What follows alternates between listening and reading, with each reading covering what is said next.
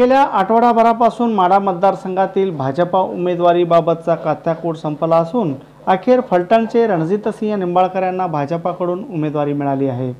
आज दुपारी केंद्रीय समितीचे सचिव नड्डा यांनी या उमेदवारीची घोषणा केली आहे। त्यामुळे आता राष्ट्रवादीकडून संजय शिंदे आणि भाजपाकडून रणजितसिंह नाईक निंबाळकर यांचा सामना होणार आहे। त्यामुळे राजकीय समीकरण बदलणार आहे असं म्हणण्यापेक्षा मतदारातील चलबिचलता वाढण्याची चिन्हे आहेत।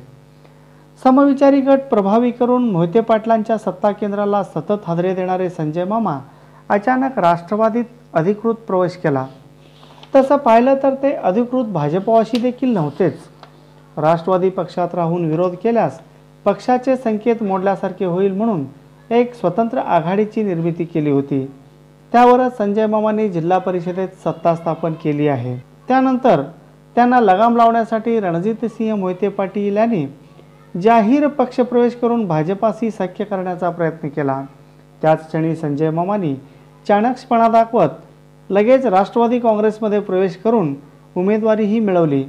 त्यामुळे पुन्हा मोहितेंची कोंडी झाली। मोहिते पाटील यांनी भाजपातील उमेदवारीबाबत हा ना म्हणत असतानाच पक्षांनी फलटणच्या निंबाळकरांना तिकीट देऊन तिकिटाबाबतच्या चर्चेला आता विराम दिला आहे। त्यामुळे आता प्रचाराची कलगीतुरा रंगणार आहे। आता मतदार राजा आपल्या पसंतीच्या उमेदवारांना मतदान करतील, पण या नाट्यमय राजकीय घडामोडीत राजकीय चाणक्यपणा करण्यात संजय मामा अव्वल ठरला आहे, हे मात्र खरं। टापटीप आणि स्वच्छ राहणं कोणाला नाही आवडत? त्यासाठी हवे स्वच्छ आणि उठावदार कपडे। मग नवे कपडे खरेदी करायचं चिंता कशाला? आहे त्या कपड्यांनाच नवा लुक आणि माफक दरात शुभ्रतेची चमक देणारी एकमेव लॉन्ड्री कला लॉन्ड्री। एकदा भेट देऊन स्वच्छतेबाबतचा अनुभव घ्या।